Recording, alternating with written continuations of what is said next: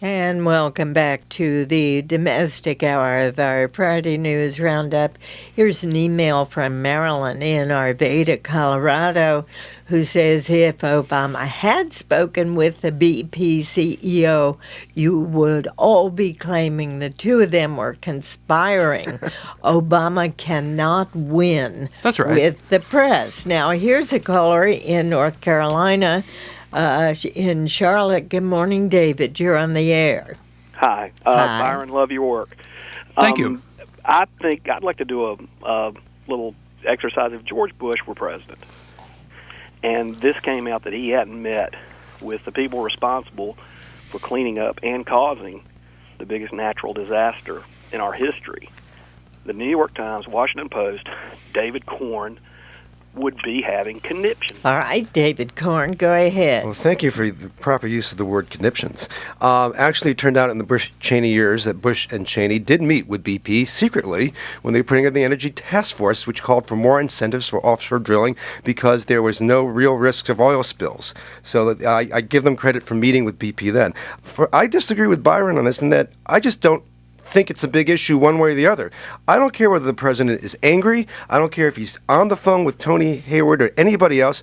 I want to see him in command. I want to see him issuing orders to Admiral Allen and others, knocking heads together to make things happen. If he thinks it's valuable in the pursuit of that to get on the phone and yell at BP, that's fine. But in and of itself, talking with BP, he talks to Jamie Dimon all the time of J.P. Morgan, and it doesn't seem to make much of a difference. All right, let's go to Manchester, New Hampshire. Good morning, John.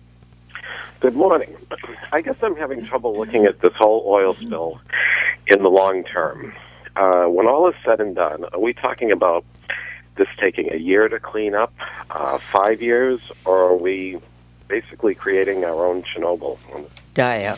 This is going to take decades to clean up. We're not talking at the scale of weeks or months, but years. And everyone that I've spoke to on this issue seems to suggest that it will get worse, that we are actually devastating, forms of life, marine life, that we don't even know have existed or are important to the ecosystem.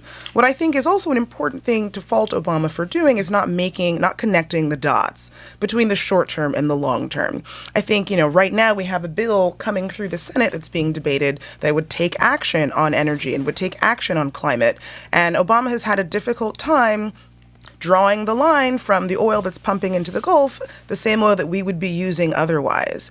And breaking our addiction to fossil fuel is not something that he's been able to do effectively.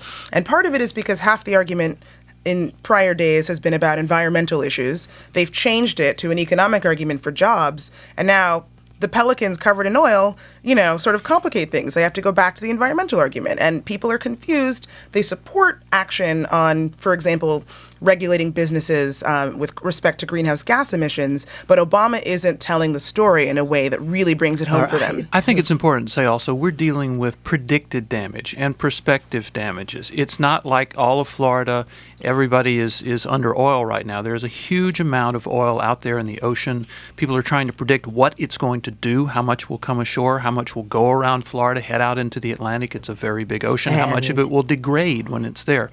It's very hard to predict what the damage will really be long term. Here's a caller in Broadview Heights, Ohio. Karen, you're on the air.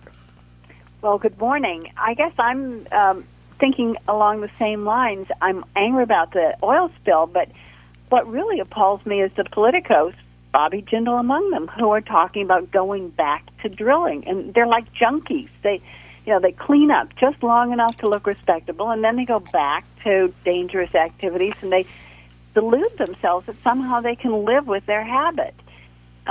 Somebody needs to do an intervention and tell them they can't have both natural habitats for aquatic life and so forth and an oil-based economy.